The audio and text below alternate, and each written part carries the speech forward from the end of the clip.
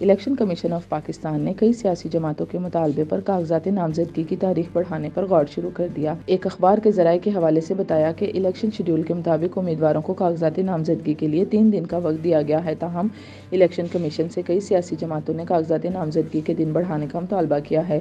Election commission سے مسلم league نون، جمعیت علماء اسلام فی، متحدہ قومی موومنٹ پاکستان اور بلوچستان عوامی پارٹی نے کاغذات نامزدگی کی تاریخ میں توسیع کا مطالبہ کیا ہے۔ الیکشن کمیشن کے جاری کردہ شیڈول کے مطابق امیدوار 20 سے 22 دسمبر تک اپنے کاغذات نامزدگی جمع کروا سکتے ہیں۔ دوسری طرف الیکشن کمیشن کی جانب سے عام انتخابات کے اعلان کے بعد گزشتہ روز پاکستان پیپلز پارٹی کے امیدوار امتیاز احمد چودھری PP 68 کے لیے کاغذات نامزدگی وصولی کے لیے میونسپل کارپوریشن گوجرانوالہ گئے تو وہاں پر موجود پولیس نے ان کو پاکستان تحریک انصاف کا امیدوار سمجھ کر گرفتار کر لیا۔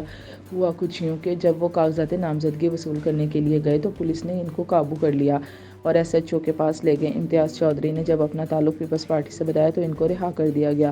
رہائی کے بعد میڈیا سے گفتگو کرتے ہوئے انہوں نے کہا کہ انتخابات غیر جانبدار نہیں ہوں گے، مسلم لیگ نون کو نوازا جا رہا ہے، میں الیکشن سے بائیکاٹ کرتا ہوں۔ سماجی رابطے کی ویب سائٹ X پر طاہر نعیم ملک نے پوسٹ کرتے ہوئے لکھا، فرینڈلی فائر مسلم لیگ نون کے امیدوار کے مقابلے میں پیپلز پارٹی کے امیدوار کو PTI کو امیدوار سمجھ کر گرفتار کر لیا گیا۔